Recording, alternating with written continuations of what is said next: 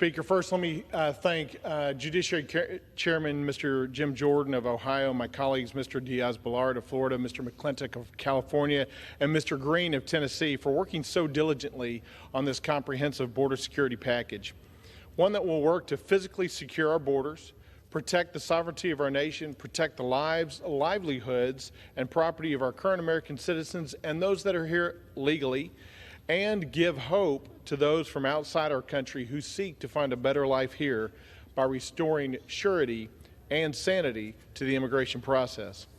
The ability of our nation to continue to be the world's haven and leader in both liberty and generosity is directly related to our ability to first preserve the rule of law here, protect the sanctity of America's geographic boundaries, and preserve the greatness of our nation from within.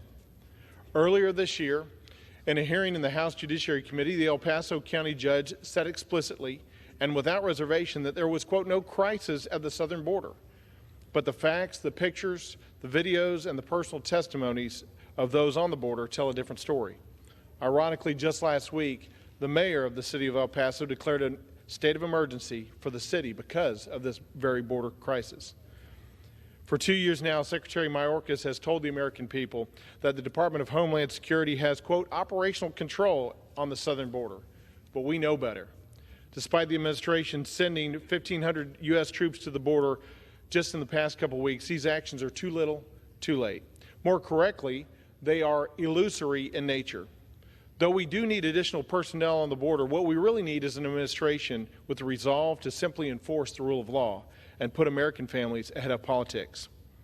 For too long, this administration has turned a blind eye to the crisis at the southern border. They have not enforced the policies and laws currently in place, and as a result, we've seen an influx of migrants crossing our border and illegally entering the United States over the last 2 years.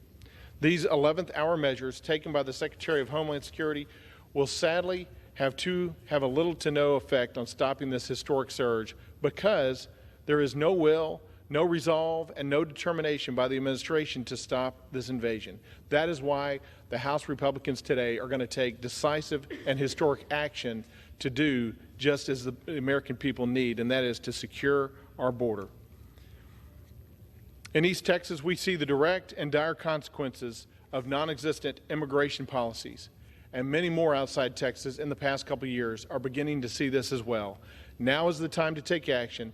Now is the time to act with courage and boldness. Now is the time to pass H.R. 2, the Secure the Borders Act of 2023. Mr. Speaker, I yield back.